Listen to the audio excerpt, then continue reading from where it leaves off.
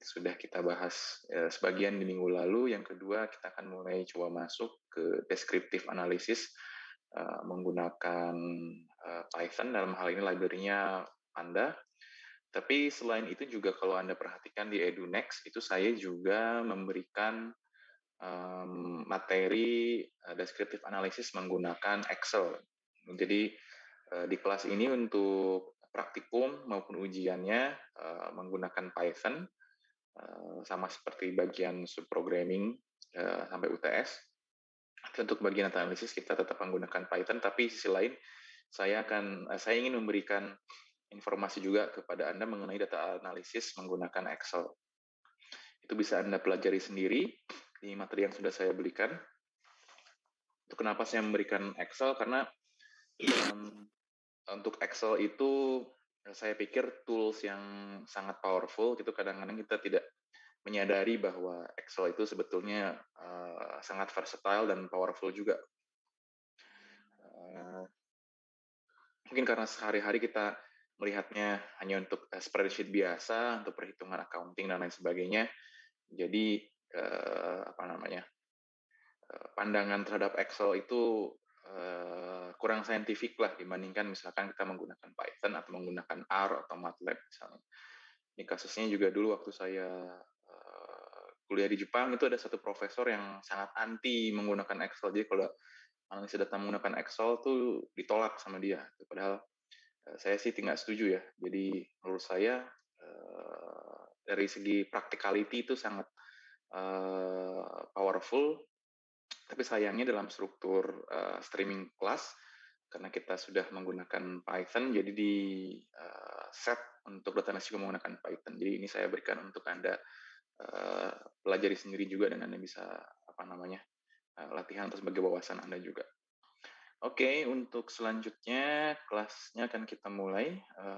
Kita lanjutkan kemarin kalau tidak salah sampai data. Oke, sorry, saya ini dulu. Coba saya share screen. Ini screen 2. Oke. Sekarang geser dulu. Ini juga di mana nih? Loh. Sebentar. Oke. Jadi saya pikir mungkin layar saya sudah terlihat. Kalau terjadi gangguan atau masalah pada layar, mohon Anda sampaikan, mohon segera feedback-nya ya. Oke, kita lanjutkan materi hari Senin yang lalu. Ini kalau nggak salah sempat kita singgung, tapi mungkin kita review dari bagian sini, kita recap dari bagian ini mengenai data store. Di sini data store merupakan sebuah repository atau tempat penyimpanan yang bersifat tetap dan mengelola kumpulan data. Untuk data storage-nya ini bisa dalam berbagai bentuk, bisa dalam bentuk dokumen, misalkan CSV, comma separated value, atau spreadsheet tadi menggunakan perangkat MS Excel, bisa juga data di email, atau memang sudah tersimpan dalam database, atau dalam bentuk distributed data store atau directory services, atau dalam bentuk lainnya ya. Oke. Tahapan selanjutnya adalah data gathering. Seperti namanya, ini cukup self-explanatory. Artinya di sini pengumpulan data. Pada bagian ini data dikumpulkan dari berbagai sumber yang tersedia atau yang ada. Yang pertama di sini transactional data, data yang berasal dari transaksi sebuah organisasi. Misalkan di sini tersimpan dalam database organisasi, membutuhkan akses khusus. Misalkan Anda perlu akses di dalam CX, atau misalkan Anda perlu data akses ke BMKG, ke Lapan, Batan. Walaupun semua sekarang udah dilebur menjadi BRIN ya. Perlu data ke BRIN, atau misalkan Anda KP minta data perusahaan. Ini namanya masuk kategori transactional data. Yang kedua ada log file. Ini penyimpanan suatu rekaman, suatu peristiwa dalam satu sistem.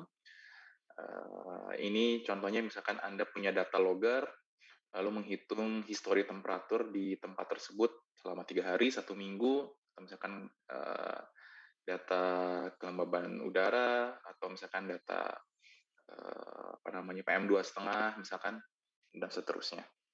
Ini namanya log files contohnya. Kalau Anda melakukan eksperimen, mungkin Anda akan banyak berhubungan dengan namanya log files.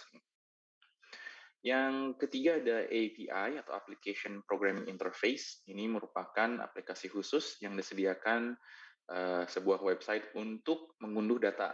Jadi kalau Anda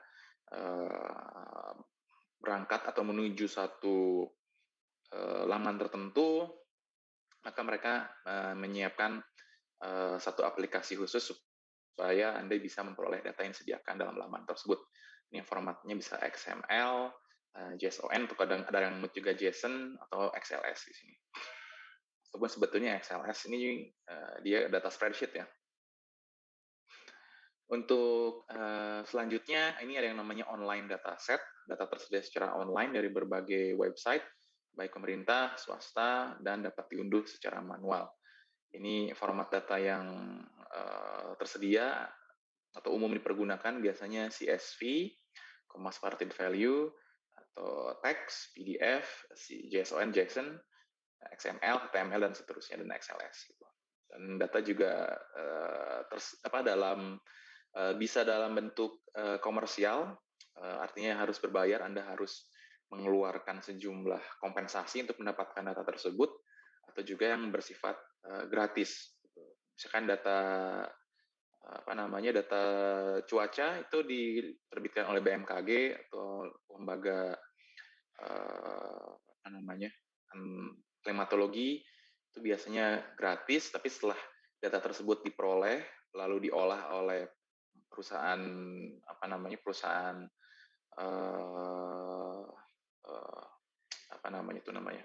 peramal cuaca kayak seperti AccuWeather dan lain sebagainya, data gratis tersebut mereka olah kemudian menjadi data berbayar. Misalkan dalam seminggu ke depan ini bakal hujan apa enggak, kecepatan anginnya berapa, itu dari prediksi mereka berubah menjadi data berbayar. Itu mungkin contohnya.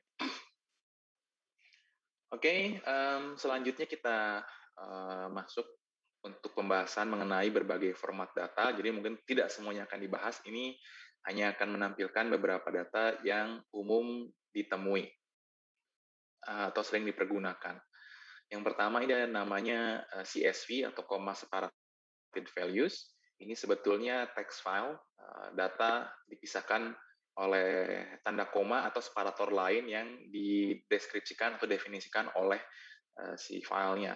Misalkan dalam hal ini contoh misalkan tahun, data tentang mobil ya, ini tahun pembuatan, lalu misalkan pabrikannya dia, modelnya, lalu deskripsinya dan harganya di sini. Di sini dia memiliki kolom-kolom dan tabel tertentu. Untuk kolom pertama tahun, kolom kedua pembuat, kolom ketiga model, dan seterusnya, tapi dia tidak dibuat dalam bentuk tabel, tapi dipisahkan dalam bentuk koma-koma. Untuk baris pertama, dia header-nya, lalu baris kedua adalah data pertama, kumpulan data pertama, baris ketiga adalah data selanjutnya, data kedua, yang korespon dengan si header-nya di sini. Jadi untuk data yang pertama, dia berarti korespon dengan tahun, koma, lalu data kedua nih Chevrolet, dia korespon dengan si informasi atau header di baris kedua dan seterusnya. Nah ini CSV namanya. Ini walaupun juga bisa Anda temui format ini bisa Anda temui atau dibuka menggunakan MS Excel ya. Yang kedua ini ada XLS atau Excel spreadsheet. Untuk yang sekarang mungkin ada extension X lagi XLSX. Ini kalau XLS itu biasanya sebelum tahun 2007. Untuk format yang 2007 ke sini ada X lagi XLSX. Ini format untuk Excel spreadsheet. Ini format khusus yang digunakan oleh MS Excel untuk menyimpan data, chart atau bahasa chart apa ya? Ya mungkin Anda paham lah maksudnya chart histogram dan lain sebagainya. Lalu juga ada yang namanya makro. Makro ini adalah satu program khusus yang digunakan, yang dibuat menggunakan Microsoft Visual Basic yang bisa kita embed atau tanamkan ke dalam Excel kita supaya dia menjalankan program yang dibuat oleh si makro tersebut. Kalau di aplikasi termodinamika biasanya nanti ada embedded dengan sifat-sifat uap menggunakan tabel refprop. Jadi Anda bisa langsung memasukkan fungsi untuk memperoleh entalpi, temperatur saturasi dan sebagainya. Ya mungkin nanti Anda akan temui di kuliah rektor mungkin ya nanti mengenai makro Excel untuk tabel uap. Lalu selanjutnya ada XML, Extensible Markup Language, data ditandai menggunakan tag. Ini biasanya ditemui di dalam sebuah website. Ini format data yang disimpan atau dipergunakan untuk dalam kasus website, misalkan ini yang umum dipergunakan. Lalu selanjutnya juga ada data lainnya, ini JSON atau JSON, JavaScript Object Notation, dia menggunakan basis JavaScript untuk penyimpanan datanya dengan format seperti ini. Walaupun ini juga masing-masing data bisa kita interchangeable menggunakan Python. Jadi data-data ini bisa kita import nanti menggunakan Python dengan library Panda ya. Oke, tadi mengenai data gathering dan tipe-tipe data, selanjutnya adalah data cleansing. Tahapan selanjutnya, data cleansing ini proses di mana kita memfilter atau membersihkan data yang kita kumpulkan dari data-data yang kurang bagus atau bad data atau corrupted data ya. Jadi di sini ada satu artikel diambil dari webarchive.org di sini mengenai pentingnya data cleansing terhadap konten yang dihasilkan oleh user di sini. Dia bilang bahwa Spotless Data memperkirakan bahwa 5% dari seluruh data perusahaan itu dia corrupted atau lacking in data integrity, tidak bisa tergunakan ya. Untuk laporannya nih, dari laporan yang mereka terima ini diperkirakan bahwa data yang diinput manual itu memiliki error rate antara 2,3 sampai dengan 26,9% di sini. Mungkin selanjutnya bisa Anda baca di slide-nya. Jadi untuk data cleansing ini atau misalkan corrupted data ini bisa berbagai macam hal penyebabnya. Bisa jadi memang dari sejak awal datanya mengalami kerusakan atau data integrity-nya bermasalah, atau misalkan ada faktor problem pada saat proses transfer. Misalkan kalau datanya diinput secara manual ada kelebihan digit atau misalkan salah tanda baca, harusnya titik menjadi koma gitu, dan kesalahan-kesalahan lainnya yang dihasilkan oleh si user ini. Jadi untuk menghindari data yang corrupted atau data yang data integrity-nya tidak bisa dipertanggungjawabkan, maka kita perlu yang namanya data cleansing gitu. Kalau simulasi itu ada istilah namanya rubbish in, rubbish out. Ya kalau data yang kita masukkan jelek atau sampah, tentunya setelah dianalisis pun outputnya ya sampah juga. Gitu. Jadi ini satu fase yang penting pada saat kita melakukan data analisis. Ini juga masih lanjutan mengenai data cleansing. Di sini menggunakan definisi yang menggunakan oleh Wu.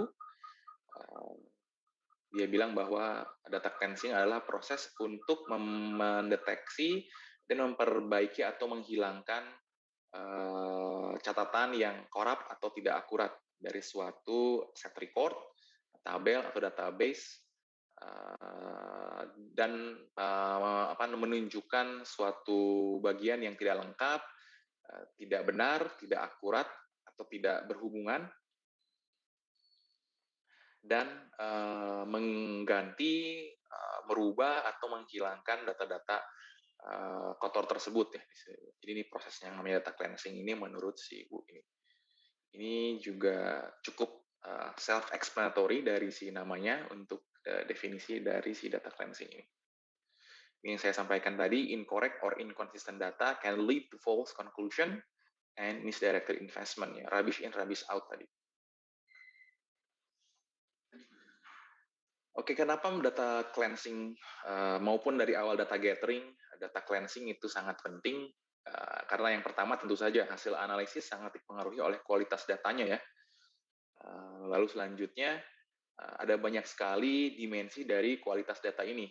Di sini contohnya untuk dimensi atau parameter dari yang menunjukkan kualitas suatu data di sini completeness. Yang pertama, apakah data yang dimiliki lengkap, apakah Anda punya dataset yang bolong-bolong atau apa namanya continuous, ini juga berpengaruh. Lalu dari uniqueness dari si datanya sendiri, apakah dia datanya sama semua gitu. Kalau misalkan ada data yang sama semua kan berarti ya dia ada perubahan ya, kondisinya steady gitu. Lalu ketiga ada timeliness-nya, kesesuaian dengan waktunya, apakah dia benar si data yang kita peroleh atau sesuai dengan apa namanya kondisi waktu yang berkaitan dengan data tersebut. Lalu yang keempat ini salah satu yang terpenting juga itu validitas datanya. Walaupun datanya complete, unik, secara timeliness-nya dia terpenuhi, tapi apakah dia memang data yang valid gitu, bisa kita terima. Lalu kelima ada akurasi dan ada konsistensi dari si datanya ini sendiri. Untuk akurasi mungkin sebetulnya dia lebih dekat dengan konsep validity ya, artinya akurasi itu dia dekat dengan nilai yang sebenarnya. Misalkan kalau dalam hal contoh di sini contohkan sebagai target, maka dia apa namanya menunjukkan kesesuaian antara nilai data yang diperoleh dengan nilai yang sebetulnya. Sedangkan kalau konsistensi ini adalah apa namanya kemampuan atau sifat suatu data untuk menunjukkan nilai yang konsisten. Bisa saja dia konsisten tapi tidak akurat, tapi bisa juga akurat tapi tidak konsisten. Misalkan dia kalau akurat, yang bagus itu akurat dan konsisten. Kalau misalkan akurat dan konsisten berarti dia selalu menunjuk nilai yang sebetulnya, dan saat kita mengambil data atau mengukur selalu berhadapan dengan yang sebenarnya. Tapi kadang-kadang bisa saja konsisten tapi tidak akurat, artinya dia melenceng dari nilai yang sebenarnya tapi dia konsisten di satu titik tertentu misalkan. Kalau akurat tidak konsisten, jadi kadang-kadang dia apa namanya misalkan data yang sebenarnya tuh 9,5, dia kadang 9,3, dia 9,9 atau 9,7, harusnya kan mungkin konsisten 9,5 misalkan. Itu data yang akurat tapi konsistensinya kurang bagus. Ini adalah 6 komponen atau dimensi dari kualitas suatu data. Completeness, uniqueness, timeliness, validity, akurasi, dan konsistensi di sini ya. Lalu permasalahan apa saja yang biasanya berkaitan dengan data yang dimiliki itu, atau terkait dengan tadi dengan namanya apa quality dimension dari suatu data itu.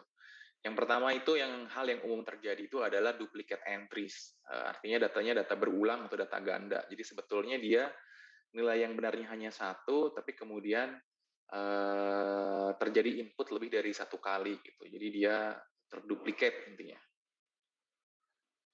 Lalu yang kedua ada multiple entry of single entity. Kalau dalam hal ini data yang berhubungan dengan objek yang sama, tapi kita di entry lebih dari satu kali. Ini kalau kasus duplikat ini dia nilainya sama persis, exact copy. Kalau dalam multiple entry ini harusnya misalkan contoh mahasiswa A di satu data tercatat tingginya 150, tapi di data lain 148. Jadi ada inkonsistensi antara satu sumber data dengan data yang lain untuk parameter yang sama. Lalu yang ketiga ada missing entries. Di sini apa namanya data yang seharusnya ada tidak ditemukan, berarti ada data yang tidak lengkap. yang incomplete di sini, jadi harusnya ada tapi tidak ada. Misalkan karena adanya duplicate atau multiple entry, adanya duplicate data, seharusnya misalkan ada nilai A dan B, nilai yang B itu harusnya memiliki nilai tertentu, tapi karena A-nya terduplicate, maka dia datanya menjadi tidak ada, atau jadi berubah menjadi multiple entry ya misalkan. Jadi bahwa untuk yang B-nya sama dengan yang A-nya gitu. Lalu yang keempat adanya null values. Ini dia artinya datanya null atau tidak terdefinisi atau unknown. Itu kalau Anda menggunakan Excel, misalkan Anda menghitung, misalkan salah format, salah input data, itu biasanya dia datanya value gitu, dia ada dalam huruf kapital, value itu tanda tanya itu biasanya contoh dari si null value ini kalau Anda pernah mengalami di MS Excel. Lalu yang selanjutnya mengenai permasalahan di data, untuk yang kelima ini, kalau tidak salah tadi berapa, keempat ya betul, kelima ini ada huge outliers. Outlier ini artinya data yang ada di luar rentang, atau misalkan dia jauh dari rentang rata-rata atau mediannya. Kalau misalkan Anda punya kurva normal gitu, kurva normal itu mayoritas data akan berkumpul di tengah, sedangkan data lainnya di sebelah kiri maupun sebelah kanan, ekor dan kepalanya relatif lebih sedikit dibandingkan bagian tengahnya. Nah, yang bisa menjadi masalah terkadang apabila terjadi outlier yang cukup besar dibandingkan si nilai median atau nilai min-nya. Terlalu jauh nilai antara si kepala atau ekornya dengan nilai median atau nilai min-nya. Ini outlier mungkin terjadi karena kesalahan pada proses pengambilan data atau eksperimen atau pengolahannya. Dalam hal ini juga outlier, permasalahan yang mungkin muncul akibat adanya outlier yang terlalu tinggi atau terlalu ekstrim. Ini bisa menyebabkan turunnya atau rendahnya akurasi si data yang kita miliki ya. Jadi terlalu ke stretch dia nilai value-nya itu. Lalu yang ke-6 ini data yang sudah usang, out of date. Jadi dia sudah tidak akurat atau sudah tidak valid lagi pada saat kita menganalisis menggunakan data tersebut. Katakanlah kita ingin mengetahui populasi rata-rata populasi warga Indonesia misalkan berdasarkan jumlah penghasilan, gender dan sebagainya. Kita sekarang tahun 2021 tapi Anda menggunakan data tahun 1970 misalkan. Berarti sudah tidak relevan ya. Sekarang kita sudah 270 juta orang di tahun tersebut, mungkin kita masih di Indonesia masih 120-130 juta, sekarang sudah lebih dari 2 kali lipatnya, jadi tidak bisa dipergunakan. Lalu ada artificial entries. Ini artificial entry ini ada data dummy yang yang ikut masuk dan teranalisis.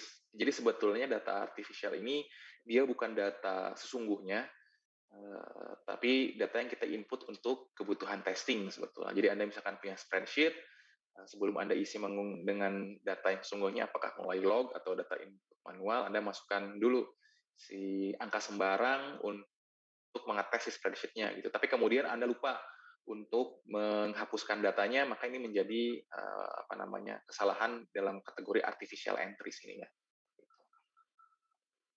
Lalu selanjutnya nomor 8 ada namanya irregular spacing. Jadi pada permasalahan ini pengukuran data dilakukan dalam jarak waktu yang regular, tapi terjadi satu pola di luar data regular tersebut. Misalkan Anda ambil data per 5 menit, tapi tiba-tiba ada 1 atau 2 data yang tiba-tiba menjadi 10 atau 15 menit. Misalkan dia merusak si tempo yang sudah disusun. Permasalahannya adalah jarak atau jangka yang tidak regular tersebut bisa menyebabkan permasalahan pada saat pemrosesan. Karena mungkin algoritma yang kita pergunakan untuk analisisnya sudah dibuat dengan spacing tertentu, atau juga nanti si hasil ini bisa merusak si datanya, seolah-olah dia bertindak seperti artificial entries di sini. Gitu.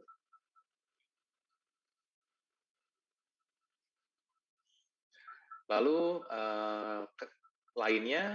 permasalahan lainnya yang mungkin muncul pada saat input data atau pengumpulan data sehingga perlu cleansing ini. Selanjutnya ada formatting issue ya, ini masalah formatting. Misalkan dalam contoh yang pertama, ini data berasal dari tabel dengan kolom yang berbeda-beda. Misalkan dalam kolom yang sama bisa memiliki data yang berbeda. Contoh kelamin, misalkan laki-laki perempuan, dalam satu data dinyatakan sebagai M atau F, male atau female, tapi dalam input data yang lain dimasukkan dalam bentuk biner 0 atau 1, misalkan laki-laki sebagai 0, perempuan sebagai 1 gitu. Atau mungkin nanti di data berikutnya ganti lagi menjadi L dan P, misalkan laki-lakinya untuk menandakan huruf L, perempuan menandakan huruf P gitu. Jadi bisa membingungkan pada saat proses data analisis. Lalu ini ada juga extra white space, yaitu jumlah spasi yang berbeda dalam teks untuk data yang sama. Ini contohnya misalkan ABC tanpa spasi, tapi kemudian dituliskan menggunakan A, spasi B, spasi C. Gitu. Jadi pada kasus-kasus tertentu, ada kalanya si spasi ini dianggap sebagai data juga nih, jadi sebagai data null atau tadi yang missing entry tadi gitu. Jadi bisa merusak atau mengganggu si proses pengolahan data ya. Ini pada kasus-kasus tertentu ada juga pengaruh dari huruf kapital. Jadi kalau misalkan pada formatting atau misalkan algoritma yang case sensitif, penggunaan atau penulisan huruf kapital juga bisa mengganggu atau menyebabkan error pada saat proses pengolahan datanya ini ya. Lalu selanjutnya inconsistent delimiter, jadi pemisah yang tidak konsisten. Misalkan pada format data CSV ini kadang-kadang digunakan semikolon, kadang-kadang digunakan koma, kadang-kadang digunakan titik untuk memisahkan data padahal mereka pada satu file yang sama gitu. Kalau dia filenya berbeda, artinya satu file ini dia menggunakan semikolon semua untuk memisah data, lalu file lain menggunakan koma atau titik untuk pemisah data tidak masalah. Tapi misalkan dalam satu data, kadang dipisahkan menggunakan semikolon, kadang koma, kadang titik, ini juga menimbulkan permasalahan ya. Lalu selanjutnya di sini juga untuk formatting untuk mendefinisikan atau menyatakan data null. Bisa ditulis, kadang-kadang ditulis null, ada NA not available atau dikosongkan. Jadi dalam hal ini yang penting adalah konsistensi ya. Jadi jangan menggunakan format yang bervariasi atau berbeda-beda. Jadi sudah sepakati di awal menggunakan format yang mana, patuhi aja format yang disepakati tersebut. Lalu invalid karakter, misalkan inputnya diminta memasukkan huruf, tapi Anda masukkan angka, atau misalkan inputnya hanya bisa menemukan huruf dan angka, Anda masukkan simbol, gitu ya, kurang lebih seperti itu. Nah, ini juga terkadang ditemukan yang kasus selanjutnya ini data yang tanggal tidak kompatibel. Ini termasuk karena misalkan direkam menggunakan format Amerika, misalkan seperti ini, bulan, tanggal, tahun, lalu kemudian dituliskan dia singkatan AUG 1 2013, 2013, 8, 13 seperti ini, atau perbedaan antara format US dan format SI atau standar internasional. Kalau US bulan dulu, baru tanggal, baru tahun, sedangkan format standar lainnya, standar internasional yang lain itu menggunakan biasanya tanggal dulu, baru bulan, baru tahun. Jadi bisa menimbulkan kesalahpahaman. Ini kalau menggunakan standar US ini berarti 9 Oktober 2019, sedangkan dalam format Indonesia atau format yang lainnya ini berarti 10 September 2019 ya. Ini perlu diperhatikan juga dan harus diwaspadai. Oke, selanjutnya ini pembahasan mengenai eksplorasi data. Jadi kita setelah memahami apa namanya, apa itu jenis-jenis datanya, bagaimana mengumpulkan datanya, lalu kita membersihkan si datanya berdasarkan kemungkinan-kemungkinan kerusakan data atau apa namanya, ketidakseragaman kualitas data berdasarkan kemungkinan tadi yang sudah disebutkan. Kita perlu memahami si data itu sendiri gitu. Apa yang harus apa supaya kita bisa tahu juga ini datanya data apa mau digimanain nih. Sebagai panduan ini ada apa namanya, ada satu panduan umum atau bisa kita ambil sebagai apa ya, general FAQ ya, frequently asked question ini terkait data ini. Yang pertama, sebesar apa datanya, how big is data sheet? Yang kedua, apakah ini sudah merepresentasikan seluruh datanya atau ini baru sebagian? Lalu ketiga, apakah datanya sudah representatif terhadap kasus atau hal yang ingin kita analisis? Apakah cukup 3 dataset, 4, 10, 100, 1000? Gitu. Itu yang harus kita pertimbangkan. Adakah kemungkinan outlier yang apa namanya, yang berlebihan sehingga menyebabkan noise di situ, data noise? Lalu misalkan apakah ada artificial data yang tidak sengaja maupun sengaja masuk ke dalam dataset, ini perlu diperhatikan juga. Kalau misalkan tidak sengaja itu mungkin kasusnya sama seperti yang tadi dijelaskan, dia menggunakan dummy tapi kemudian dummy-nya lupa, atau misalkan harus berhati-hati bahwa dengan sengaja ada data artificial dimasukkan. Ini masuknya kategori falsifikasi ya. Ini bisa kategori kriminal ini bahkan pada kasus-kasus tertentu. Lalu apakah dari data field tersebut ada unique identifier atau apa namanya, penunjuk yang unik, misalkan apakah ada field tertentu yang digunakan untuk menghubungkan antar dataset, gitu, misalkan menggunakan koma, strip dan lain sebagainya gitu. Lalu selanjutnya apakah data unik si yang kita gunakan sebagai identifier ini apakah memang selalu unik atau memang general aja, ada tren tertentu saja, lalu jika tidak sebetulnya penanda hal apa gitu, apakah ini terjadi irregularity dalam spacing, apakah ada apa namanya artificial data dan sebagainya gitu. Lalu apa namanya,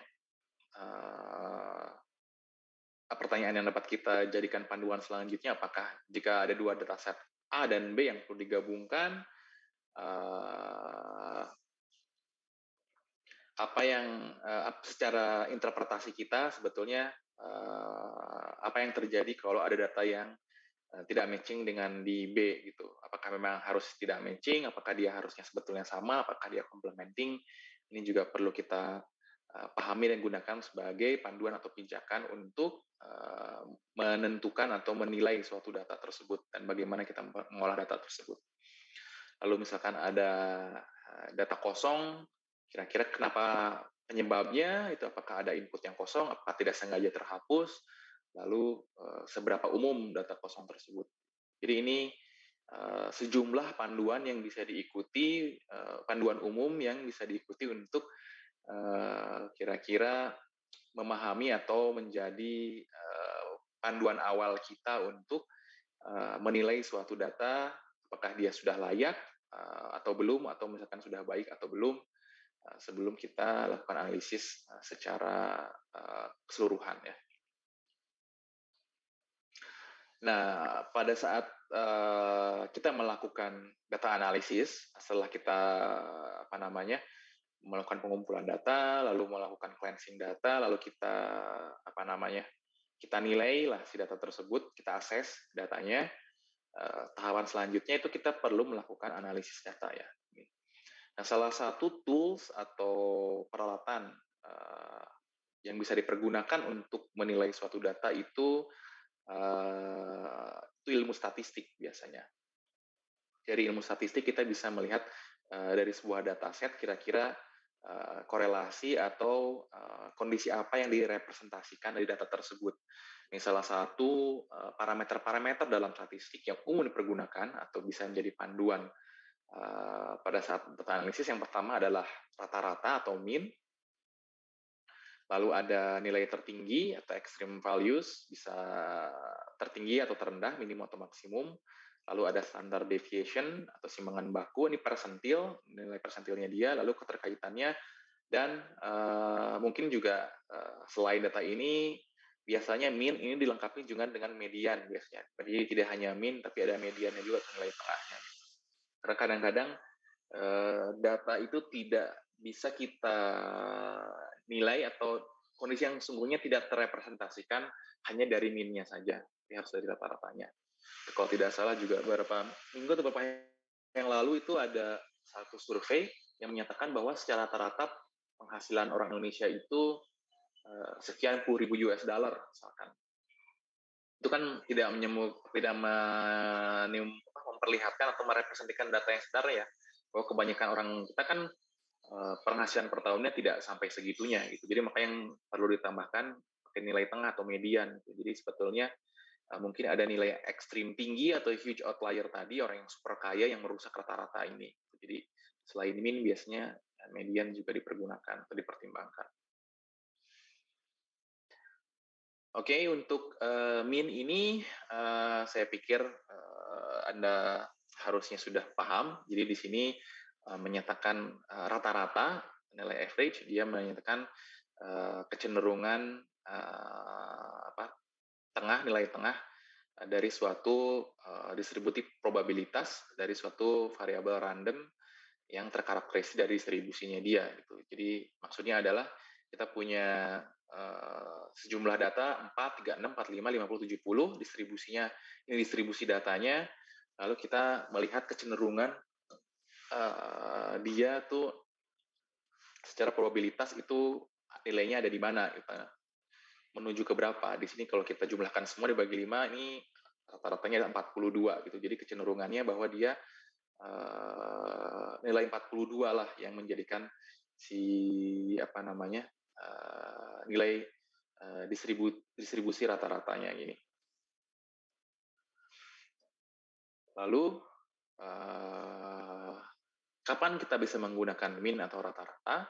Di sini rata-rata dia anggap sebagai suatu parameter yang cukup bagus saat suatu dataset terdiri dari nilai-nilai yang relatif tersebar ya, with no exceptionally high or low value di sini. Jadi kalau Anda punya dataset yang cukup banyak dan tersebar, biasanya nilai rata-rata bisa cukup merepresentasikan kondisi dari dataset tersebut.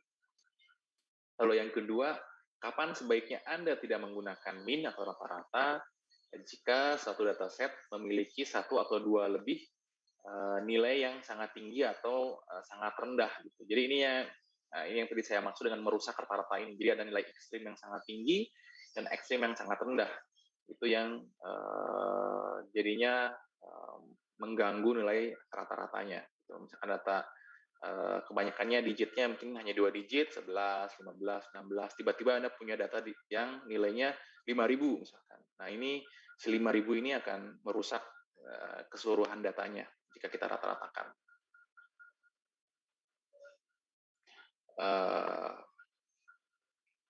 Ada juga median dan mode gitu. Kalau median ini nilai tengah. Jadi kalau Anda punya let's say 11 dataset, maka diurutkan misalkan dari paling tinggi ke paling rendah, maka nilai median adalah nilai yang paling tengahnya di situ ya. Misalkan 1 sampai 10, 1 sampai dengan 11, misalkan berarti mediannya di angka 6 ya di nilai tengahnya gitu. Sedangkan kalau mode ini adalah data yang paling sering muncul di sini. Jadi dari sejumlah data yang Anda miliki itu berapa nilai yang terus-terusan ada nih itu nilainya gitu. Ini juga bisa digunakan sebagai indikator data untuk melengkapi rata-rata di sini. Jadi kadang-kadang dari rata-rata tidak terdeskripsi, informasinya bisa lebih jelas jika disediakan mean dan mode-nya ini. Ini kalau bahasa Indonesia modus ya artinya. Lalu yang selanjutnya parameter statistik yang umum dipergunakan ada nilai maksimum dan nilai minimum. Ini cukup jelas ya. Ada nilai data terendah dan data tertinggi gitu. Dan ini menjadi range satu datanya tersebut. Di datanya terdapat pada kisaran minimum dan maksimum tersebut. Ini pakai kurung siku berarti dia masuk ya nilai minimum dan maksimumnya di sini. Lalu selanjutnya ada yang namanya standar deviasi atau standard deviation. Di sini menyatakan penyimpangan atau variasi untuk setiap langkah dari set datanya tersebut gitu. Artinya misalkan kalau kita memiliki standar deviasi yang kecil berarti data-data tersebut relatif nilainya dekat satu sama lain gitu. Sedangkan jika standar deviasinya tinggi, maka dia menyatakan bahwa nilai datasetnya lebih tersebar di sini. Ini dasar deviasi itu dinyatakan sebagai sigma di sini, S, sigma atau S kuadratnya, sigma kuadrat. Jadi dia menyatakan interval dari titik nilai tengahnya di sini. Jika Anda punya distribusi normal seperti ini, dia benar-benar normal, maka interval dari satu blok ini nyatakan sebagai standar deviasinya ya.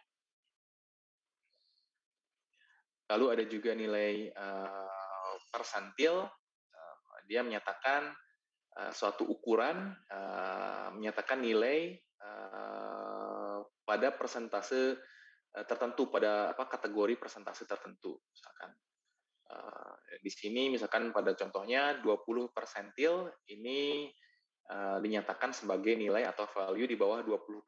Gitu. Atau misalkan di sini pada contohnya 50 persentil dari data ini 35 ya dia di sini. Bahwa kita punya data contoh 15, 20, 35, 40, 50 yang hanya memiliki 5 data, maka persentil ke 5 dari 5 data ini 5 per 100 dikali 5 berarti dia pada bagian 0,25 di awal ya, berarti dia nilainya 1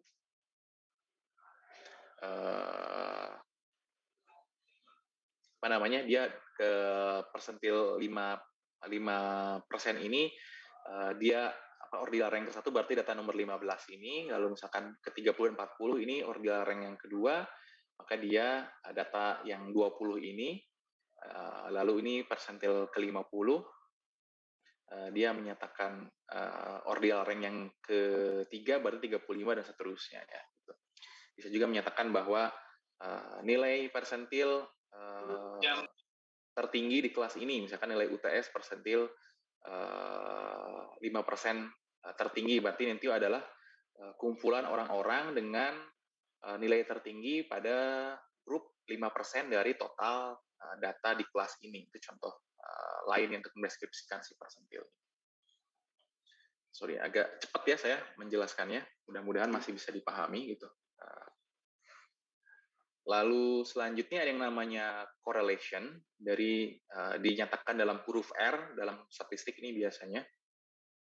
Makanya ada software statistik yang bisa IBU dipergunakan juga namanya R, atau menggunakan huruf R karena dia mungkin filosofinya diambil dari si korelasi ini ya. Ini dalam korelasi ini dia R ini atau R ini menunjukkan satu teknik dalam statistik dan yang menunjukkan keterkaitan seberapa kuat suatu data itu terkait satu sama lain. Dalam hal ini sumbu X dan sumbu Y-nya gitu. Makin besar R-nya, dalam ini maksimal 1, maka dia menyatakan korelasi positif gitu. Pada saat dia mendekati 0, berarti tidak ada korelasi. Pada saat dia nilai negatif, maksimum minus 1 menyatakan korelasi negatif. Apa maksudnya dalam korelasi negatif? Berarti dia bernilai linier. Misalkan pada saat nilai X-nya makin tinggi, maka nilai di sumbu Y-nya juga makin tinggi. Gitu. Sedangkan pada saat R0 tidak ada kaitan antara X dan Y-nya, jadi berapapun X-nya, Y-nya nggak ada perubahan, segini-segini aja.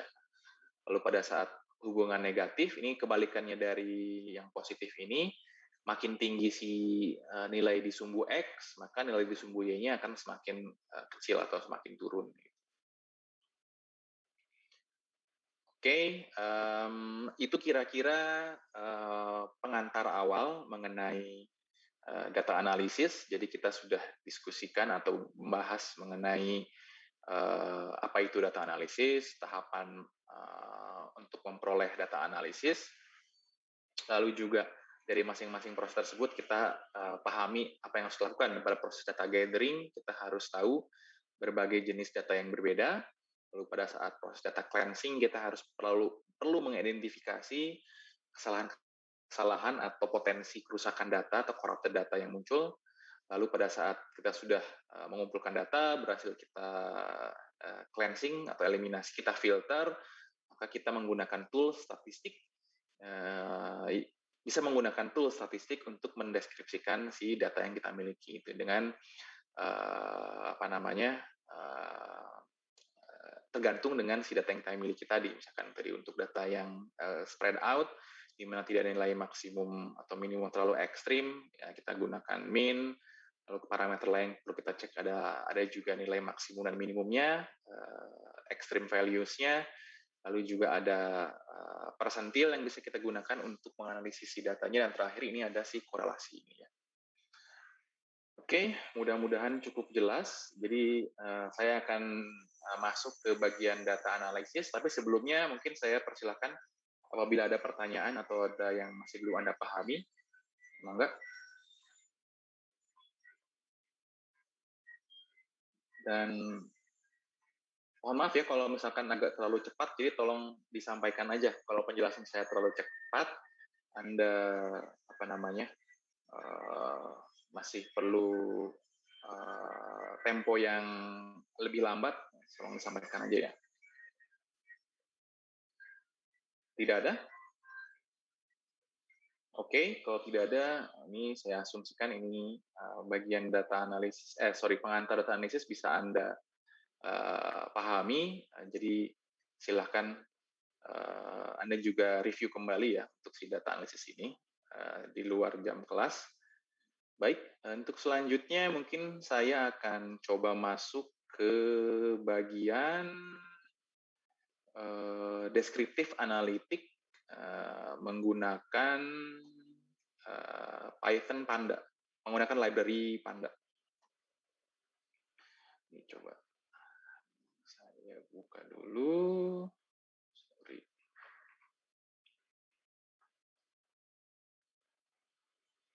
Oke, ini screen selanjutnya.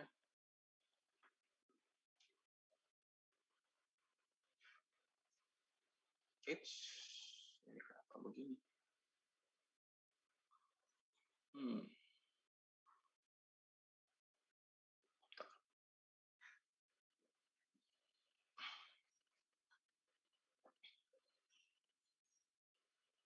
Bisa saya tutup dulu.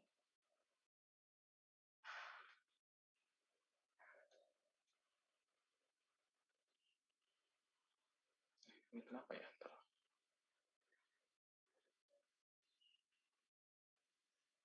Sebentar, sorry, ini kok saya nggak mau keluar sini.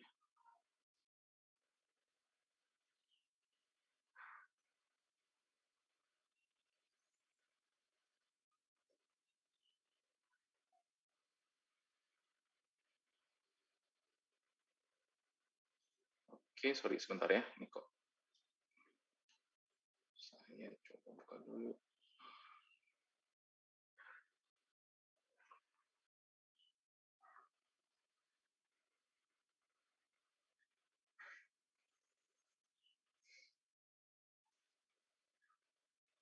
Duh, ini kok nggak mau muncul slide-nya.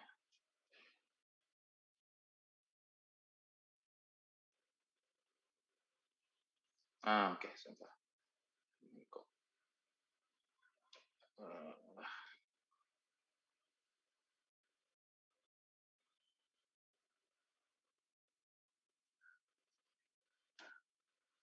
Mana ini sih?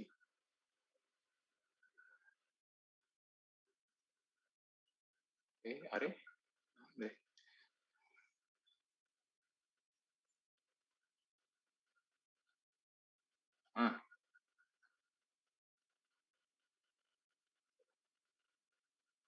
Ah, oke. Oke, mohon feedback-nya. Apakah Anda bisa melihat slide saya? Bisa, Pak. Oke, sorry, agak sedikit gangguan teknis tadi. Oke, selanjutnya kita akan masuk ke bagian deskriptif analitik menggunakan Python Pandas.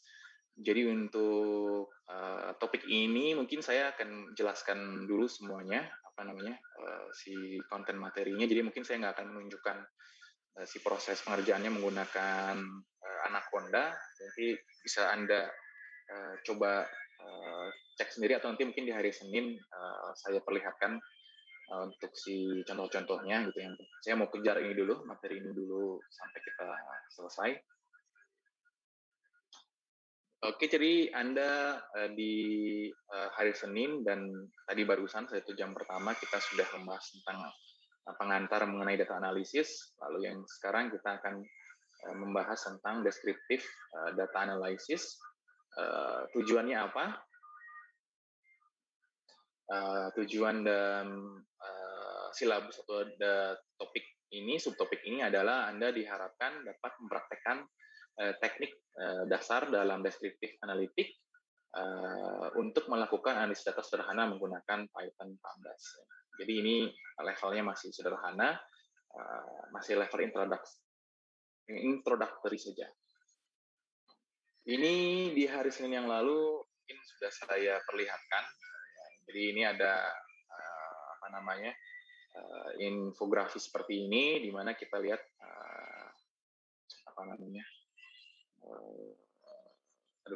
rank dari si datanya sendiri, tingkatan datanya untuk dari analitiknya, apakah dia deskriptif, diagnostik, prediktif, dan preskriptif, yang kemudian mempengaruhi ke decision support-nya, apakah dia baru masuk ke decision-nya saja, pertimbangan untuk decision-nya, atau dia sudah langsung bisa menjadi bahan untuk melakukan aksi di sini. Pada bagian ini terbagi menjadi dua layer. Pada bagian atas sampai bawah ini, bagian atas lebih banyak human center, sedangkan machine center-nya lebih sedikit. Semakin turun datanya, elemen human-nya semakin berkurang, tapi elemen machine-nya semakin tinggi di sini ya. Nah ini kita masuk ke definisi. Yang pertama dari deskriptif analitik ini. Ini juga kalau tidak salah sempat kita singgung di pengantar data analisis. Ini data deskriptif analitik merupakan jenis data analitik yang paling sederhana. Di sini analisis dilakukan terhadap histori atau record untuk mendapatkan suatu profil umum dalam bentuk rangkuman atau summary dari data atau hubungan antar data untuk menjelaskan situasi yang telah terjadi. Ini contohnya yang diberikan dalam sosial media, ini berapa jumlah friend atau follower misalkan, lalu mention dan page view-nya, dalam hal misalkan banyaknya page view, lalu perbandingan banyaknya mahasiswa antar prodi di ITB atau di antar fakultas di ITB, lalu rata-rata nilai mahasiswa peserta dokumentasi di kelas ini misalkan seperti apa, persebaran datanya dan menunjukkan apa, lalu kaitan antara jam belajar dengan prestasi akademik, apakah semakin tinggi jam belajar, semakin tinggi prestasi akademiknya, apakah R-nya 1, R-nya 0, apakah R-nya minus misalkan, dan terakhir misalkan kecenderungan orang membeli roti tawar bersamaan dengan butter atau mentega atau margarin. Di sini contoh-contohnya. Ini kalau tidak salah juga sempat disinggung pada saat bagian pengantar data analisis. Tapi mungkin kita recap kembali contoh-contoh kegiatan data analisis. pada kategori descriptive analytic dan exploratory descriptive analytic atau EDA, beda. Pertama ada retrieve value atau selection, atau di pada bagian untuk memperoleh datanya, lalu filtering data, lalu compute derive value-nya, dia misalkan menentukan nilai-nilai turunannya, misalkan Anda punya data jarak, punya data waktu, maka Anda bisa menentukan data kecepatan misalkan. Lalu mencari ekstrimumnya, tertinggi dan terendahnya untuk menentukan range-nya, lalu Anda mengurutkan data, menentukan range dari ekstrimum tadi, lalu karakterisasi dari distribusinya, apakah dia distribusinya relatif merata, dalam artian datanya berdekatan, misalkan kelas ini nilainya, nilai UTS kemarin 75, 77, 79, 80, berarti memang kemampuan di kelas ini seperti itu, atau misalkan ada yang nilainya sangat bagus, sangat rendah, atau loncat-loncat, ada yang 100, ada yang 0, ada yang 20, ada yang 70, dan seterusnya. Lalu pencarian anomali atau data yang berbeda sendiri, kan selama ini temperatur rata-rata kota Bandung 25 sampai 28, tapi di satu hari menjadi 35 misalkan. Nah, ini apa yang terjadi di situ juga bisa menjadi bahan deskriptif analitik. Nah, ini correlation tadi dibahas mengenai dinyatakan dengan R tadi, dan juga ada clustering atau pengelompokan si datanya. Apakah dia datanya masuk kategori tertentu sehingga bisa diklasterkan atau dikelompokkan sesuai dengan kemiripan yang dimiliki atau karakteristik dari si data atau hasilnya tersebut. Ini juga mungkin sudah kita bahas ya. Singkat saja, ada nominal, ordinal, ada binary, ada discrete, dan continuous. Nah, bisa Anda cek kembali. Oke, nah kita baru masuk ke inti dari topik kedua ini.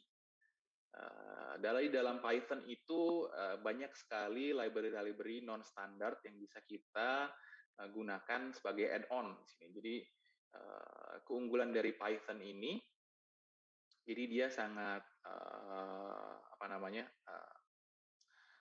banyak opsi library yang sudah dibuat atau tersedia gitu, karena dia basicnya open source, maka disediakan add-on atau library yang bisa kita pergunakan tergantung kebutuhan kita gitu. Jadi yang tidak tersedia dalam versi vanilla-nya ya. Vanilla itu istilah yang digunakan dalam programming atau program untuk menyatakan kondisi standar, kondisi default-nya gitu. Jadi dalam hal ini untuk data analisis kita menggunakan Panda, yang merupakan namanya itu sebetulnya pendekan dari Python Data Analysis Library. Di sini dia dibilang dikembangkan oleh Wi McNee di tahun 2008. Ini dia merupakan suatu library open source yang menyediakan model data terstruktur dan fungsi manipulasi dan analisis data dalam lingkungan bahasa pemrograman Python. Untuk instalasi atau pemasangan Panda dalam Anaconda, Anda bisa merujuk pada dokumentasi di Anaconda ini. Tapi seingat saya sih untuk yang Python 3 sih mungkin sudah tersedia ya otomatis gitu, jadi bisa dipergunakan. Tapi mungkin Anda perlu cek lagi nih nanti di Anaconda Anda. Dan model data pada Panda ini disebut dengan data frame ya. Jadi si data frame ini dibuat dalam bentuk tabular seperti ini, berbentuk tabel, memiliki kolom dan baris di sini. Misalkan dalam hal ini contohnya subjek, spesimen, atau misalkan mahasiswa, di sini diberikan kode 1 sampai dengan 10. Lalu di kolom kedua itu menyatakan jam belajar dari si mahasiswa tersebut, dan yang kolom ketiga menyatakan IPK-nya. Jadi kita ingin mengetahui korelasi antara jam belajar dengan IPK-nya, apakah korelasi positif, tidak ada korelasi, atau korelasi negatif di sini. Nah, ini contohnya seperti itu, misalkan dalam kasus yang ditampilkan pada tabel ini.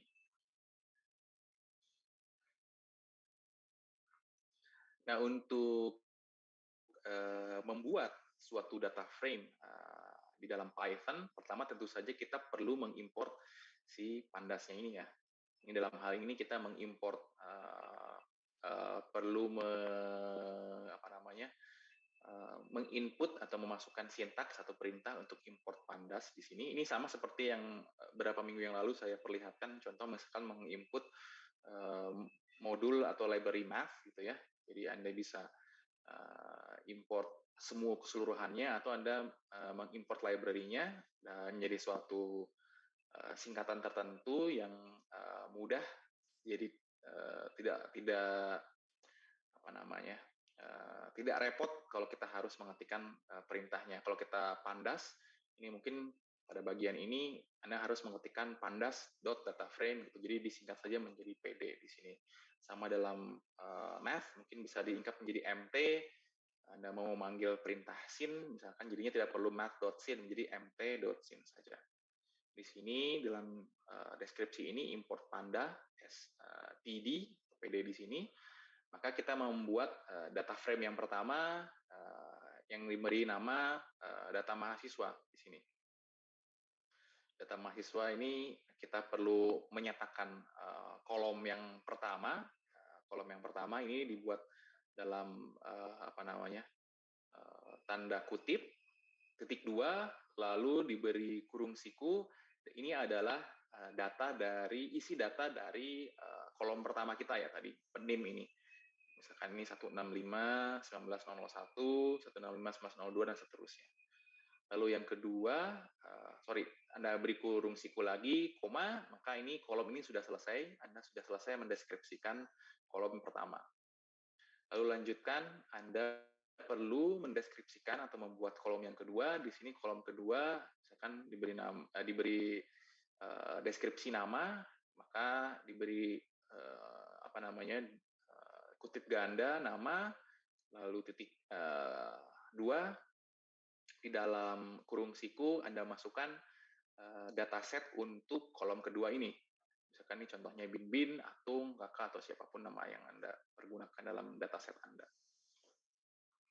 Lalu selanjutnya untuk menyatakan apa namanya kolom ketiga kurang lebih sama apa namanya prosedurnya.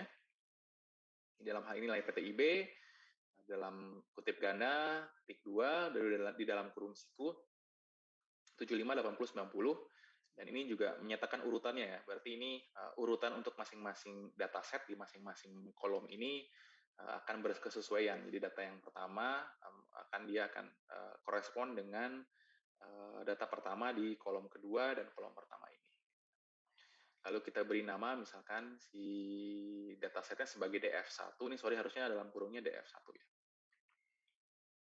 Nah, ini sebagai pd.dataframe data, ini isinya adalah data MHS ini. Jadi isi datanya mengambil atau menarik dari si variabel data MHS ini.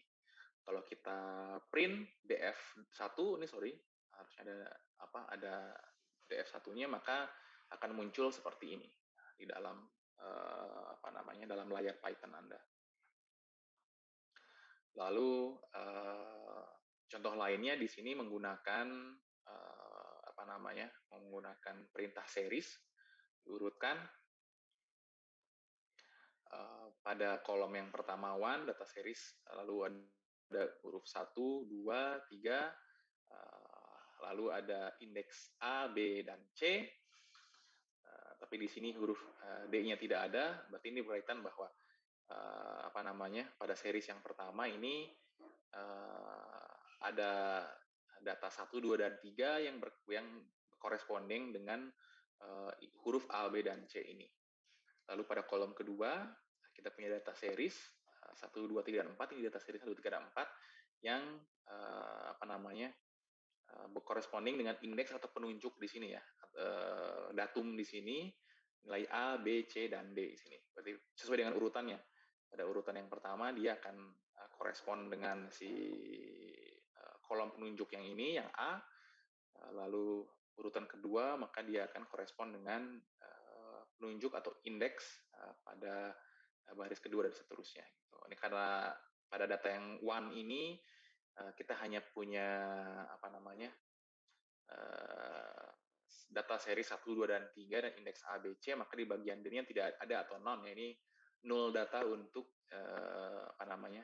untuk indeks D pada kolom one ini.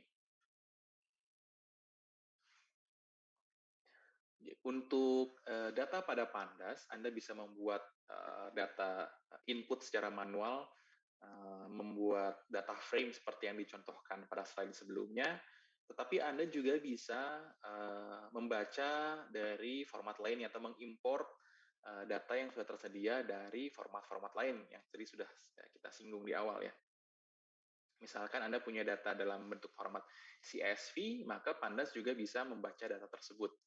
Perintahnya seperti apa, maka Anda perlu mengimport modul atau library Pandas dulu, sama seperti tadi. Kita beri nama data frame ketiga ini DF3, dia perlu diberi perintah read, jadi sini atau membaca dari CSV, sorry. Jadi PD titik read underscore CSV, ini directory data Anda tersimpan. Jadi Anda perlu menuliskan directory atau alamat di mana data tersebut tersimpan supaya Pandas atau Python bisa mencari dan menelusuri dan menemukan si data tersebut. Jadi kalau directory-nya keliru, tidak bisa dibaca oleh si Pandas atau Python-nya. Ini contohnya misalkan Anda simpan di drive D di luar, drive D-nya tidak disimpan di folder apapun, langsung file namanya medali.csv. Jika berhasil, kita print si DF3 ini, data frame 3 ini, maka dia akan menampilkan si data frame yang serupa seperti yang ditunjukkan pada slide sebelumnya ini ya. Selain itu juga kita bisa mengimport data dari format spreadsheet atau XLSX gitu. Untuk format spreadsheet sama, kita perlu mengimport pandanya dulu tentunya. Lalu kita perlu mendefinisikan si sheet-nya ini, sheet nomor berapa. Karena dalam format data spreadsheet kan kita bisa memiliki beberapa lembar sheet-nya, ini ada 1, 2, 3, dan seterusnya tergantung data kita. Maka ini kita perlu definisikan, dalam hal ini misalkan namanya SN sama dengan sheet 1 atau nama sheet yang diberikan pada spreadsheet tersebut. Misalkan namanya misalkan data, umur, yang mungkin kita juga perlu refer atau rujuk sesuai dengan si sheet yang tersebut. Dalam hal ini kita gunakan sheet 1 karena ini penamaan default yang diberikan pada tiap spreadsheet ya, kalau tidak kita rename. Nah, untuk data frame 4 di sini kita beri nama DF4. Bagaimana cara membacanya? Ini mirip dengan membaca CSV. Di sini kita berikan perintah read underscore Excel. Sama, kita juga perlu menuliskan directory di mana filenya tersimpan. Lalu kita beli variabel lain di sini, ada sheet name sama dengan SN di sini. Gitu, misalkan. Walaupun bisa juga Anda inputkan secara manual ya, tanda kutip, sheet 1 atau sheet 2 dan seterusnya. Tapi biasanya untuk untuk interchangeability supaya nggak harus nulis sheet 1, ini dibuat dalam satu variabel khusus dinamakan misalkan SN atau misalkan SN1 dan seterusnya gitu. Oke, untuk data perolehan medalinya ini diambil dari bola.com. Perolehan medali. Oh sorry, saya belum bagikan si data CSV dan XLX-nya.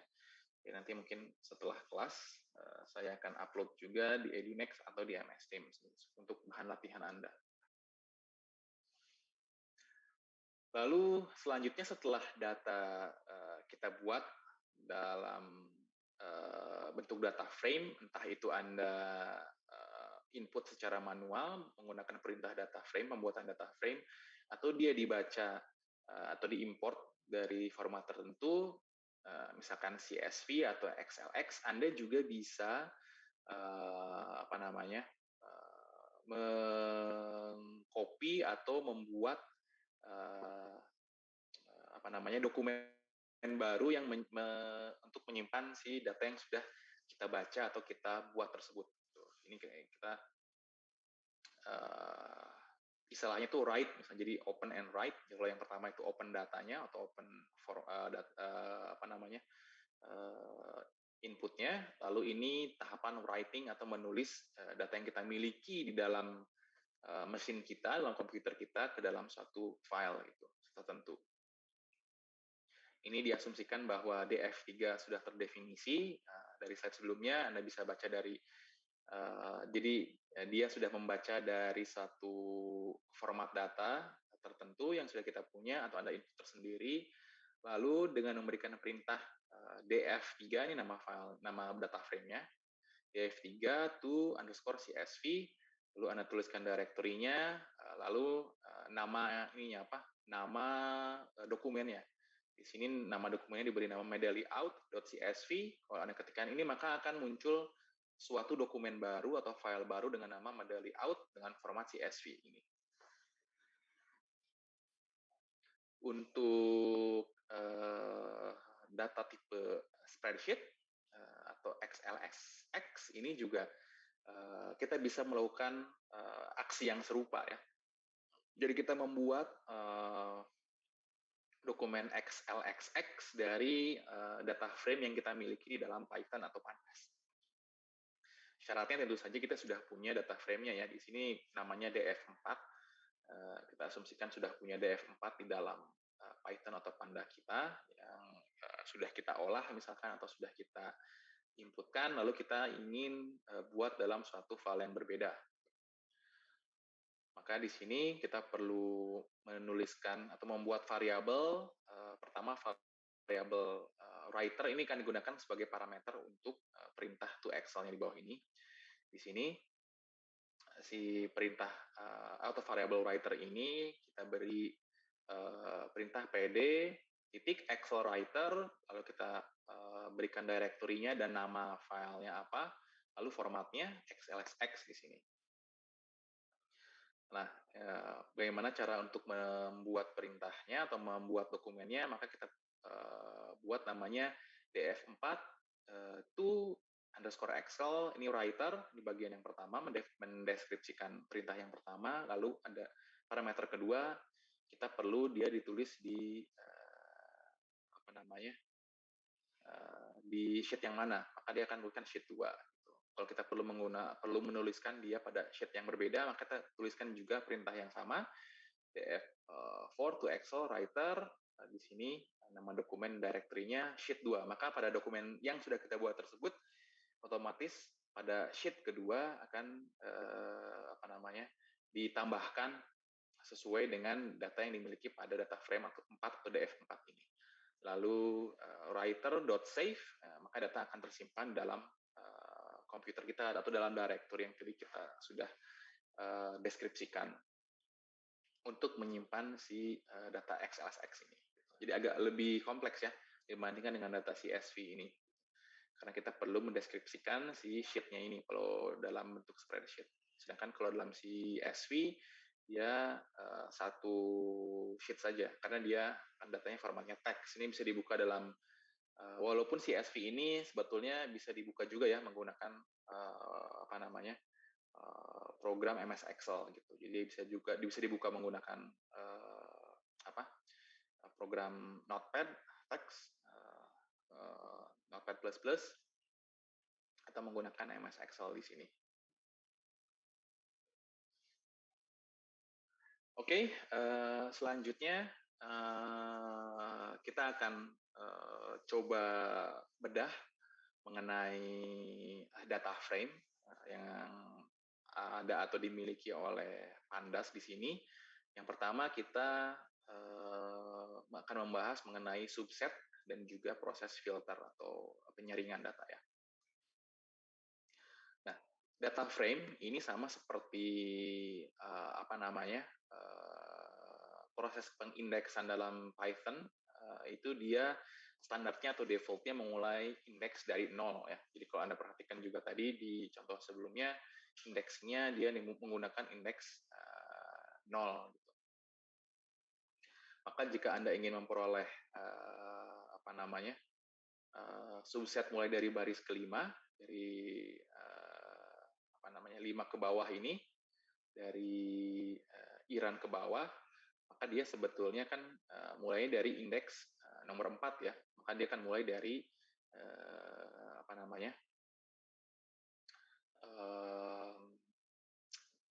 starting point-nya dari si indeks keempat ini gitu. Karena indeks keempat kan dia menunjukkan data kelima ya, karena indeks pertamanya 0. Jadi 0 menunjukkan data pertama, 1 menunjukkan data kedua, maka data kelima akan ditunjukkan atau diacu oleh indeks yang nomor 4, maka dia mulai dari 4. Ini sama seperti kita pada proses array ya, kalau Anda masih ingat.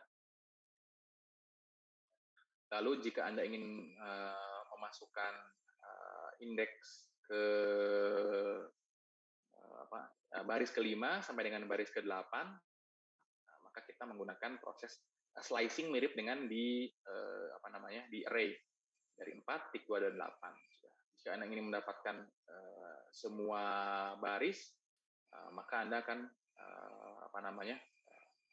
perlu memasukkan atau menuliskan si baris terakhir atau indeks terakhir ya di sini. Kenapa dia untuk indeks ke-7 kita tuliskannya 8, karena sama seperti di array, dia akan berhenti pada indeks terakhir, tapi indeks tersebut tidak masuk ya. Jadi kalau misalkan Anda mau mengindeks sampai dengan indeks ke-9, maka angka terakhirnya bukan 9 tapi 10 gitu. Dia akan berhentinya di 9 tapi 10 tidak masuk. Ini juga sama ya. Gitu. Jadi Anda bisa membuat subset yang pertama misalkan dari indeks keempat sampai dengan terakhir, lalu misalkan Anda ini subset yang kedua dari indeks keempat sampai dengan indeks terakhir, indeks ke-7. Nah, ini misalkan dari semua data sampai dengan indeks terakhir di sini. Kita punya 3 subset yang berbeda. Dan ini pada dasarnya dengan membuat subset ini Anda sudah melakukan proses filtering atau penyaringan data ya. Berarti Anda sudah menyaring data menjadi subset-subset tertentu, dan misalkan Anda ingin mengolah pada subset spesifik yang dinyatakan di sini. Jadi misalkan Anda bisa beri nama parameter lain, misalkan subset 1 sama dengan df3 bla bla bla dan seterusnya. Oke, lalu selanjutnya ada data frame block. Di sini dia untuk mengakses lokasi dari si dataset yang kita miliki dari satu data frame tersebut. Di sini dia mengakses baris dan kolom berdasarkan label atau array dari si nilai booleannya ya di situ. Misalkan di sini df3.index, dia range indeksnya berarti kita punya 46 data di sini, stopnya pada data ke-46, stepnya 1, ini menyatakan misalkan jumlah negara ya, kalau saya ini kalau tidak salah, nanti Anda cek di dokumen spreadsheet-nya, stepnya 1 untuk indexingnya, lalu untuk kolomnya dibuat beberapa kolom, ada ranking, ada negara, ada perolehan medalinya di sini, ada emas, perak, perunggu, dan total. Tipe datanya di sini nyatakan sebagai objek. Maka misalkan pada data, contohnya pada data baris keempat, di kolom country, maka Anda tuliskan pada df3.log ini, pada baris keempat, ini indeksnya indeks nomor 3 kan 0, 1, 2, 3. Lalu Anda pada kolom country sebetulnya datanya itu apa sih? Dalam kasus ini ternyata datanya kebetulan Indonesia misalkan. Atau misalkan pada contoh ini, misalkan dia indeksnya indeks kelima di sini, indeks kelima, lalu misalkan Anda cari parameternya let's say silver, berarti Anda pada indeks kelima ini dataset silver tuh berapa angkanya, maka menunjukkan 20 misalkan contohnya. Atau misalkan ini pada contoh lain data log 3 sampai 9 country dan bronze. Jadi ini menunjukkan atau ingin mencari tahu pada indeks ketiga sampai dengan indeks ke-8 pada kolom country perolehan medali perunggunya ada berapa. Anda bisa tahu gitu.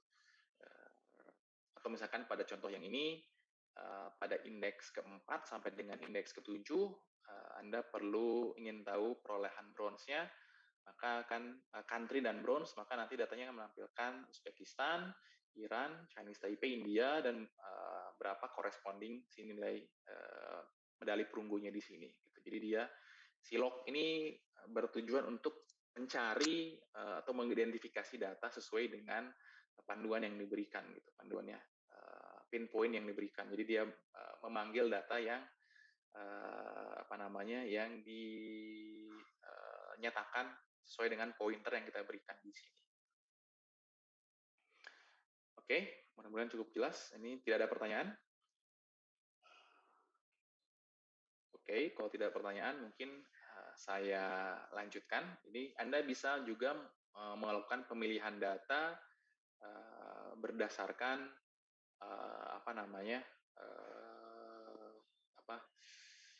nilai booleannya di sini. Gitu. Ya, pada kasus ini, misalkan Anda ingin mengambil data negara, pada kasus medali tadi ya, mengambil dengan jumlah medali perunggu sama dengan 0 gitu. Maka pada di F-log ini, perintahnya seperti ini di F-log, lalu di F3 ini, pada data frame 3, pada kolom bronze, nilainya harus 0 di sini. Maka dia akan menampilkan data pada DF3 yang memenuhi persyaratan ini, memenuhi bahwa dia tidak memiliki perunggu sama sekali. Jadi yang muncul ada negara-negara atau misalkan dataset, seluruh dataset yang nilai perunggunya 0 di sini, memenuhi persyaratan di sini, pointer ini.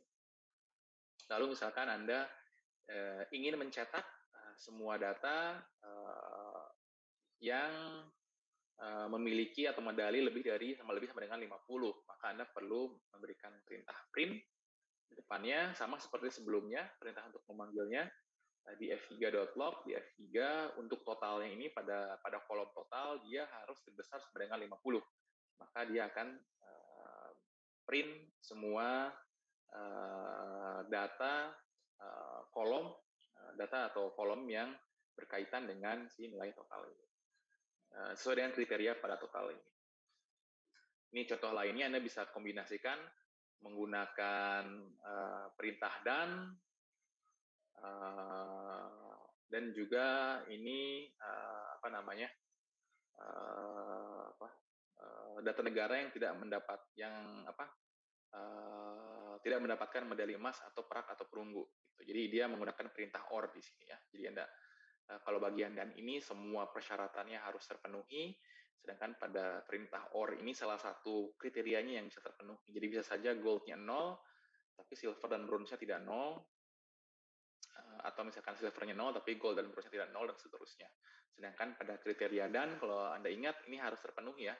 Ini hanya akan memanggil data di mana nilai emasnya dia 0, nilai silvernya 0, dan nilai bronze-nya lebih dari 0. Jadi ini hanya akan memanggil data negara yang memiliki mendapat perolehan medali perunggu saja. Oke, ini latihan, tapi saya belum memberikan si file XLX atau CSV-nya.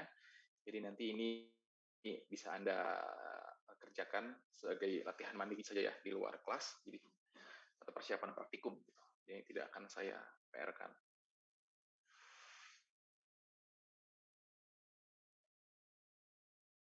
Nah, ini contoh perintah dan hasilnya seperti tadi.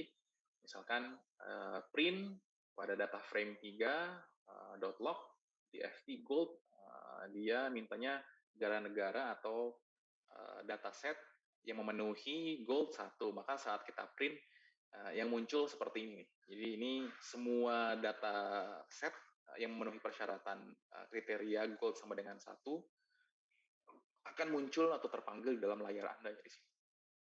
Ini contohnya KSA, Kingdom of Saudi Arabia, Mako China, Iraq, Korea Lebanon, dia nilai goldnya 1 semua, dia akan terpanggil dan muncul karena perintah print ini. Nah, ini Anda dari data XLV atau CSV yang diberikan, membuat data frame seperti ditunjukkan pada slide sebelumnya. Nanti Anda silahkan untuk latihan untuk menampilkan 10 negara ranking pertama, dibuat kriterianya, dibuat negara dengan ranking 11-20, itu menggunakan slicing yang tadi ya, menggunakan slicing indexing yang tadi. Lalu ini juga menggunakan kriteria boolean di sini, 1 medali emas, misalkan lebih dari 20, atau medali emas kurang dari 5. Sebentar nih. Mbak, ini di lab saya ada suara mendenging. Oke, selanjutnya kita lanjutkan untuk mencari nilai tertinggi atau nilai terendah ekstrimumnya di sini. Maka perintahnya perintahnya seperti ini. Kita beri variabel misalkan Imax. Imax ini apa? Imax ini kita deklarasikan sebagai data frame 3, DF yang kita mainkan DF3 ini, data frame nomor 3. Lalu pada bagian bronze, titik, ID Xmax, lalu kurung buka kurung tutup, dan juga ini kita baru mendeskripsikan variabel si Imax ini, lalu kita panggil dalam bentuk slicing seperti ini.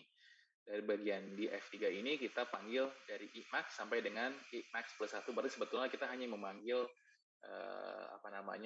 si Imax ini saja sebetulnya. Oke.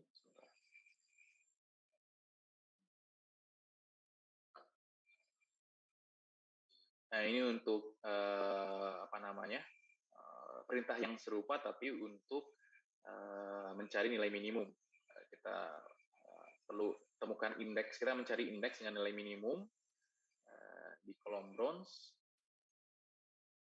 Tapi dalam kasus ini jika nilai minimum ada lebih dari 1, maka proses baris ditemukan adalah jika nilai minimum ada lebih dari 1, maka baris yang ditemukan adalah baris yang pertama muncul di sini. Misalkan kalau di sini setelah Irak itu ada negara lain yang bronze-nya 0, itu maka dia yang akan ditampilkan pertama adalah si Irak ini. Ini perintahnya juga serupa, hanya saja di sini bagian ID Xmax-nya diganti menjadi ID Xmin ya. Variabelnya supaya intuitif, beri nilai I dulu asalnya max jadi min menandakan nilai minimum, maka perintah pemanggilnya kita buat slice seperti ini. Dari nilai minimum plus 1, berarti dia sebetulnya hanya memanggil nilai minimumnya saja ya.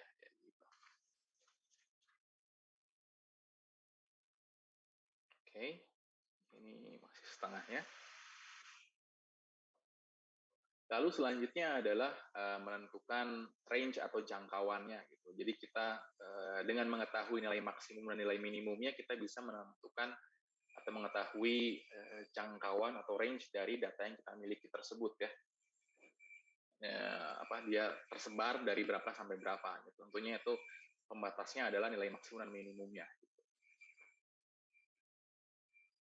Dalam hal ini dia perintahnya agak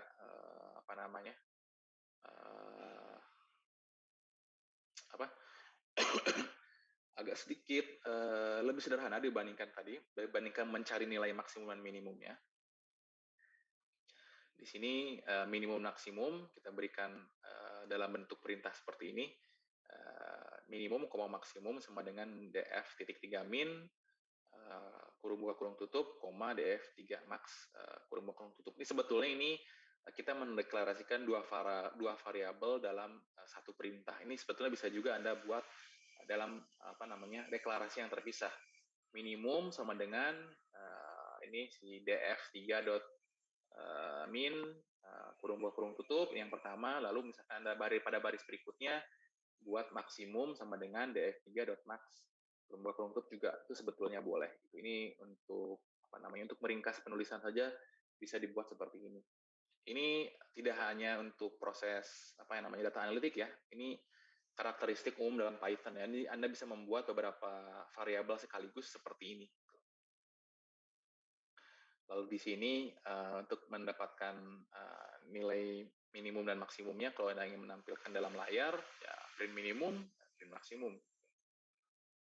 Lalu misalkan Anda ingin mengetahui dataset dari kolom country dari minimumnya itu yang mana, maka kita bisa lihat dengan memberikan perintah seperti ini, minimum, lalu berikan header dari si kolomnya, maksimumnya juga sama, kan maksimum gold ini siapa. Oke. Ini misalkan untuk contohnya kalau kita print minimum, print maksimum akan seperti ini hasilnya.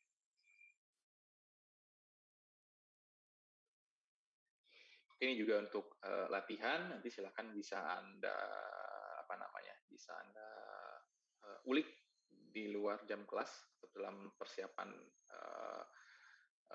praktikum. Di sini perintah yang diminta adalah menampilkan negara dengan perolehan perunggu terbanyak, artinya maksimum bronze ya di sini. Lalu tampilan negara atau negara-negara dengan perolehan perunggu paling sedikit, tapi total perolehan medalinya lebih dari 0. Di sini ada dan berarti dia.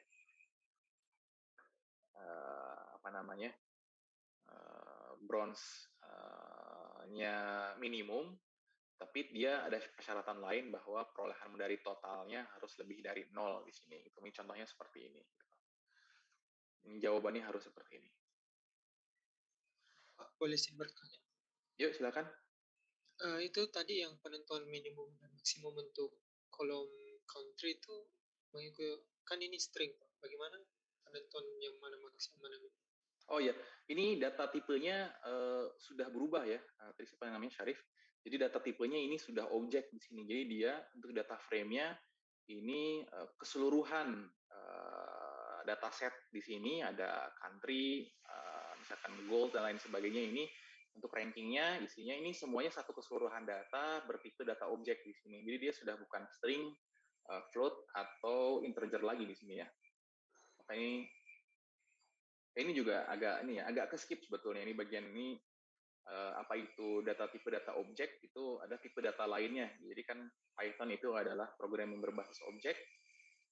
Jadi salah satu data type yang bisa dipergunakan dalam Python juga ada data type objek ini. Tapi ini, gimana ya? Agak terima jadi aja lah untuk sementara ini. Anda terima jadi aja. Gitu. Jadi kalau Anda tertarik, Anda bisa explore dalam aspek pemrogramannya gitu. Ini kita belajar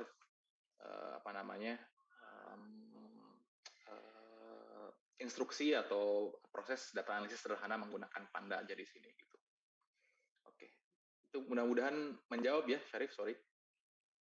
Kalau yang kenapa bisa Afghanistan itu minimum, kenapa? Gimana? Kenapa Afghanistan itu minimum? Oh ya, karena di sini dia nilainya 0 semua di sini. Kan dia minimum di sini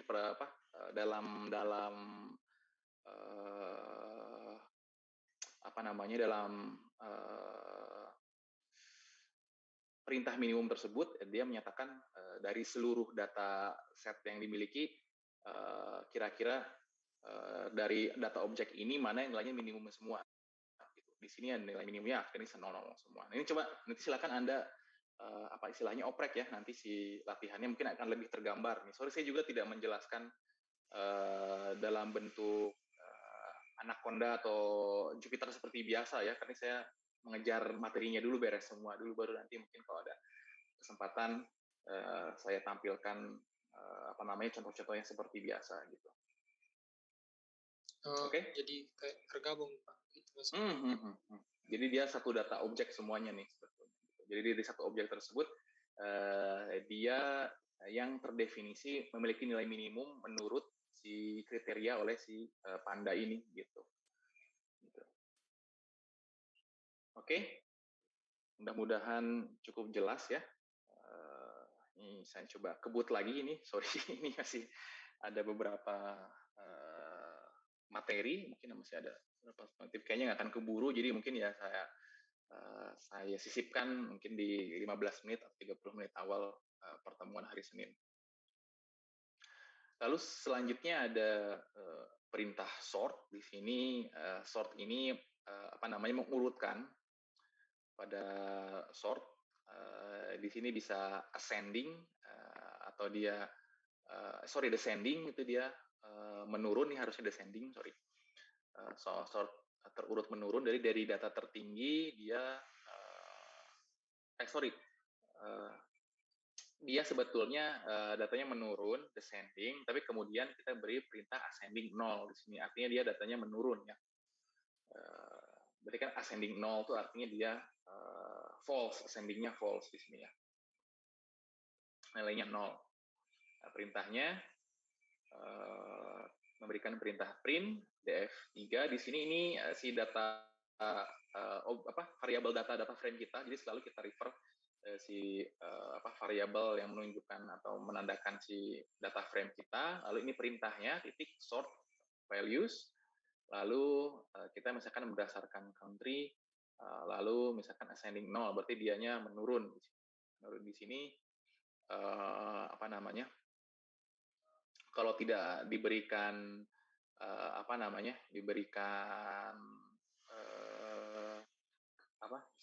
parameter tambahan, ini alfabetis saja sebetulnya.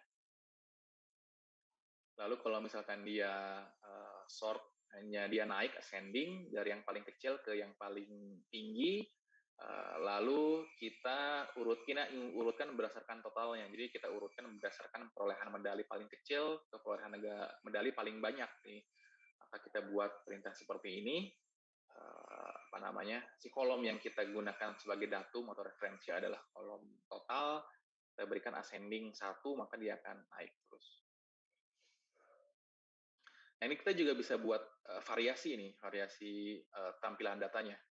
Misalkan kita urutkan naik berdasarkan kolom total, tapi kemudian buat menurun berdasarkan kolom country, maka kita buat perintah seperti ini. Sorry, ini juga tidak ditampilkan ya, jadi kurang kebayang. Jadi Anda harus cek sendiri untuk melihat seperti apa efek dari si ascending 0, ascending 1 pada country dan total, dan juga hubungan total dan country-nya. Ini juga nanti pada latihan berikutnya bisa Anda cek untuk pengurutan perolehan medali menurun berdasarkan kolom emas dan menaik berdasarkan kolom silver. Itu nanti kira-kira bentuknya bakal seperti ini nih. Ini kalau misalkan ini contoh yang lain. Ini contoh menghitung frekuensi. Nah, ini selanjutnya adalah menghitung frekuensi. Ini mungkin mirip-mirip dengan modus ya. Artinya kalau modus itu jumlah terbanyak, nanti yang muncul hanya modusnya saja. Tapi ini kita mencari juga counting atau banyaknya suatu data atau suatu kemunculan dari suatu nilai di situ berdasarkan kategori yang diberikan. Di sini kalau kita buat distribusi frekuensinya, di sini untuk menghitung kolom bronze, di sini kita lihat pada urutan data di sini, dia ada bronze-nya ada berapa di sini. Di sini yang pada indeks 0, bronze-nya ada 11, pada indeks kedua bronze-nya ada 7, dan seterusnya ini nilainya hanya 1.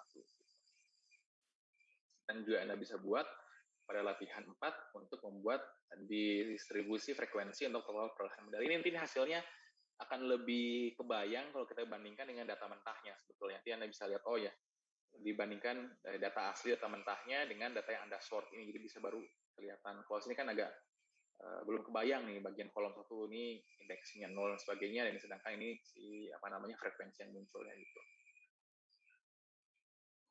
Oke, ini sebetulnya waktunya sudah sudah habis. untuk jam kuliah kita. Mohon maaf tadi juga kita mulainya agak terlambat ya, jam 1.15 gitu. Saya terpaksa mengundurkan selama 15 menit karena ada hal yang lain yang tidak bisa saya hindari. Baik, untuk materi selanjutnya ini kurang lebih sebetulnya 10 slide lagi, tapi tidak akan cukup sepertinya dalam waktu 4 menit. Jadi akan saya simpan dan mungkin akan saya bahas secara cepat pada pertemuan hari Senin. Lalu di hari Senin juga kita akan lanjutkan dengan pembahasan penampilan data atau penyajian data. Jadi menampilkan chart, histogram dan lain sebagainya menggunakan library Matplotlib di dalam Python. Tapi ini juga sebagai referensi tambahan juga saya sarankan kalau Anda punya waktu senggang juga membaca deskripsi data deskriptif analitik untuk data analisis menggunakan tools MS Excel dan juga penyajian data dalam bentuk MS Excel. Ini kedua-duanya ini dalam menggunakan Panda maupun Excel ini saya pikir akan banyak Anda gunakan pada kehidupan Anda di ITB ini pada semester-semester berikutnya. Jadi ini ini adalah skill basic yang mungkin harus Anda kuasai dan saya yakin pada saat Anda lulus juga adalah semakin berkembang gitu. Skill yang Anda miliki untuk penyajian data tersebut. Oke. Baik, pertemuan hari ini saya akhiri. Terima kasih atas perhatian Anda. Mohon maaf, ini juga saya sampaikan cukup cepat hari ini. Walaupun biasanya juga saya menyampaikan dengan cukup cepat, tapi ini temponya agak lebih cepat lagi. Saya harap Anda masih bisa mengerti.